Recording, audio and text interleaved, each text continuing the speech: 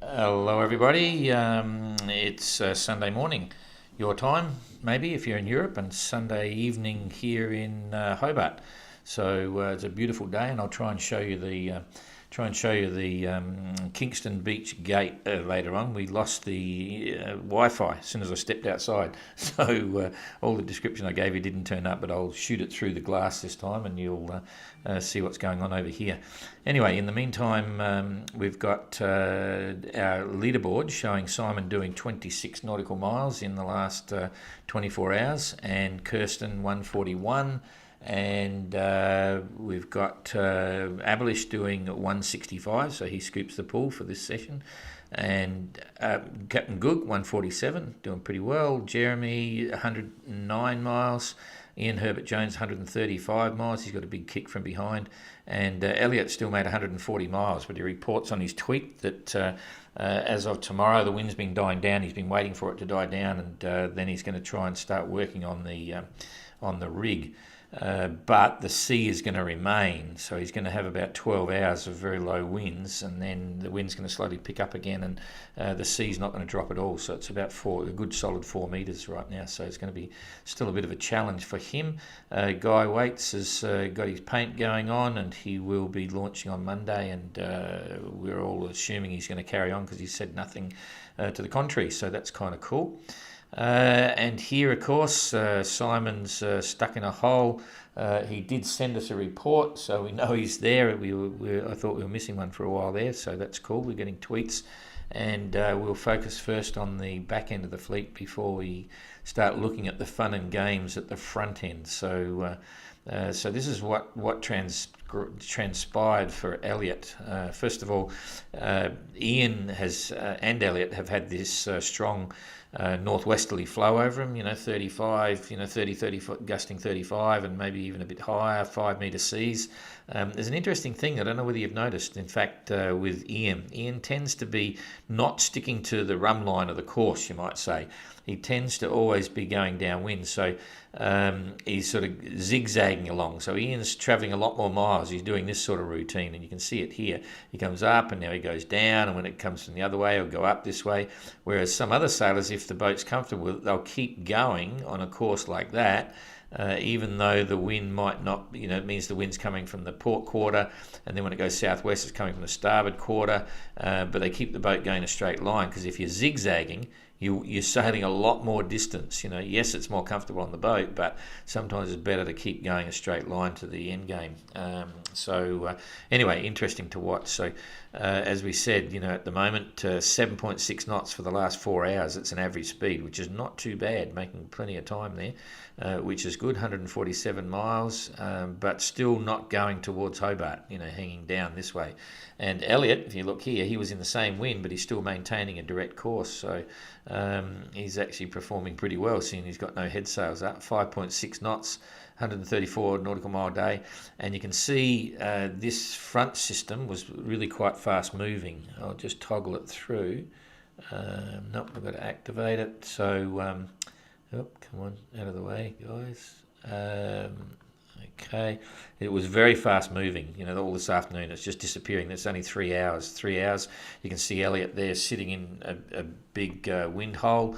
That'll give him a chance to start working on the rig. He's got a distinct plan of what he wants to do and how he's going to do it, which will include putting a spare cap shroud in as a new forestay through the reefing gear, and then trying to rehoist the whole thing again with link plates and so on. Quite a huge job, and I don't know whether he'll get it all done in this one session before the wind picks up, because you'll see what's happening here. The wind in about, this is 4 o'clock this afternoon, starts to come in from the northeast again, and then it's going to blow very quickly from the northwest. It'll start to increase, so he's going to be interacting that for a few hours, and then it backs off again, and it's going to be off for a while. You can see Ian Herbert Jones will actually be in that norwesterly again and give him another bout of speed.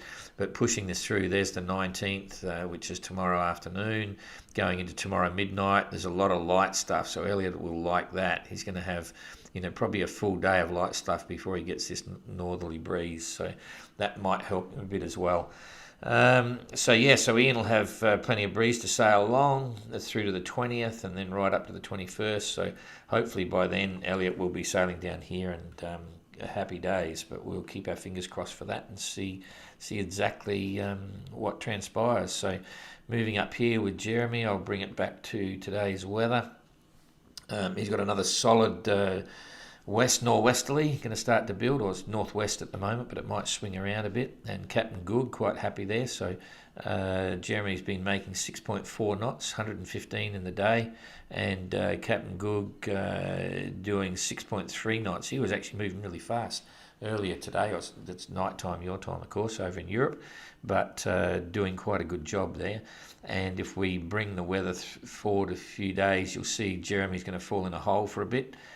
This is tomorrow afternoon. Goog's looking okay. He's going to get a solid breeze all the way through there. That's the 20th. And then Jeremy will slowly start up and get a bit of the back of that front coming through. So he'll be sailing as well. That's through to the 22nd. It's 4 days up. So not a lot's going to slow him down, which is fine. Okay, now for the interesting stuff with Simon. So in the last, he started moving. Okay, that's a good thing for him because he hasn't been moving much at all in the last 4 hours. He was sitting on 2.4 knots, I think it was, for the previous 4 hours, and now he's doing 3.8, so that's getting reasonable. But you can see where he's going. He's had to crack off because he's got headwinds, so he's heading up in a northeasterly direction, and he wants to go over here to Hobart, and that's not going to change anytime soon, but he will tack over as this the high goes underneath him. So Kirsten, on the other hand, doing 5.6 knots. She has slowed up a bit, but she's still sailing okay, and you'll notice she hasn't altered course. She knows the high is there, and she can't afford to go up into it. So if anything, she's actually coming a little bit down south. She's going to follow this around. So I haven't seen her tweet to say anything different, but I'd assume that she probably got the forecast again. The forecast would be out every 12 hours, and she may even be getting more of the weather faxes. If she does, it's going to play into her hands really well, getting up to Hobart. Avalish at the back here is moving quite fast, so he's slowly closing the gap with Kirsten, and I think he'll keep doing that as well all the way through. So you can see here now it'll all hinge on what happens to this high pressure system. So I'll toggle it through and I can start talking about what's going on. I'll leave Avalish out of this description because you can assume that, and you'll see that he's going to have more wind than Kirsten on the way down, because you'll see what happens to Kirsten and Simon. So Avalish will basically be closing the gap as we go forward. So this is 11 o'clock UTC, 12 o'clock midday, and you'll see Simon, the wind is increasing a little bit, but it's on the nose, so he'll be going northeast again. He's not going to go anywhere differently. And then Kirsten's still heading down the same way. That breeze is actually going northerly, so she'll be going to come up a little bit if she wanted to, and she may decide to do that. She'll be thinking of tactics now, because you can see the centre is actually moving a little bit to the east, so that'll keep her going along in here with that northerly, and she's got a few things to do, but and you can see very quickly the centre's coming down. Simon's got breeze, but it's the wrong way, and at some point he's going to have to go over onto port tack. At the moment he's going on starboard tack, but he's sailing away, so he'll want to tack across this way, and this is where he might be converging with Kirsten. Kirsten, on the other hand, should be able to stay pretty much behind the centre of the high. So let's just play this out. I'll give it to you. This is on the 19th, so this is by tomorrow. We'll go through tomorrow. Let's see. That's tomorrow midday, so it's now UTC. What have we got here? UTC 8 o'clock, and so let's go 12 hours. So I'll go through till 2000 hours. Then we can. Okay, so that's 2000 hours, so there's 12 hours ahead. And let's say she's making 6 knots. 6 12s are 72, so she'll, is that right? Yeah, 6 12s 72, that's right. So she'll be about 72 miles in front here. Come on, it's not that far, that's 100. Yeah, it doesn't matter. She's going to have the breeze all through now. So you can see that's where she'll be now, right at the end of her name. So that's okay. We'll get rid of that. And that's on the 19th, 12 hours from now. So she'll be there. She's not worried at all. So she may well start coming up. The forecasting for the centre of this high is actually changing. It's moved ahead quite a lot. It was, you may remember yesterday it was shown it's going to open up and start to create an issue. So we'll keep that going and just see where we're looking 24 hours later. 24 hours from now will be around about here. So Simon couldn't be worse. It's the headwinds down here. He's going to be short tacking, boom, boom, boom. Kirsten, on the other hand, has got a northerly and even a bit of northwesterly in it. So she's going to be able to start coming up in this and holding it as close as she can. So this is now 24 hours out. She's going to be about where my finger is, about there. So she can start coming up a little bit on that one. And then, so I reckon I'll use the cursor here. I reckon she's going to be at that stage. She'll be about there and Simon will be a bit all over. So we'll go through till a day and a half. So that's a day and a half, and she's going to be in here. She's going to be in here. The wind's going light, but look at Abelish behind. He's going to be roaring along in this. Not frustrated at all. But Kirsten, by a day and a half from now, is going to be somewhere in here and going a bit light. But at least it's in the right direction. And Simon will get moving on that. So on the 20th, he's going to make good time. He could, because it's gone northerly, and he can just reach across on Port Tack there. So that's a bit better than what it was looking yesterday. So let's keep going. So 21, Simon's looking really good with that. If he can hook onto this and keep going, he'll ride it through. He'll keep pointing to Hobart, but working this northerly. Okay, so that's not too bad for him. He could pick up a couple of days. So that's 2 days ahead. Hang on, I'll get it to 2 days ahead, but then it all starts to go crazy. So 2 days from now, 18, 19, 20, 21. This is 3 days. So 3 days ahead. He could be 300 miles. Let's just see. This is like having a conversation with myself here. He could be around about here somewhere. Okay, so that's where, Simon could be about there, and Kirsten will have made better. She's probably going to be 400 miles.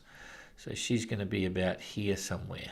Just enough breeze to get going, and there's been only a day between it.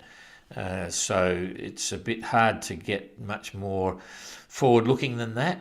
But let's just say if she's about there, Kirsten's got 300 miles. That's another 3 days or 2.5 days. 2 days, and this is forecasting for, we didn't see, this is for the 21, so 3, 4, 5, yeah. 21, 22, 23, 24, yes, Kirsten could be on the 24th, and I reckon Simon will be in on somewhere between the 22nd and 23rd, but I reckon it'll be the 23rd. Anyway, we'll wait and see, but they're certainly going to be very close. And meanwhile, Abelish will be rolling through to this, and then he'll get bogged down at the end. So for sure, if I had to put a punt on it now, I would say Kirsten's going to come in about 36 hours behind Simon. Anyway, we'll have to wait and see. That's enough of that. I think we've looked at everyone there. Jeremy, we saw that was okay. Goog's going to be doing the same. He's got a breeze going all the way through here now, so he's not going to be slowed up as well. But it's all happening with these three at the moment. So never mind. All fun. See you tomorrow.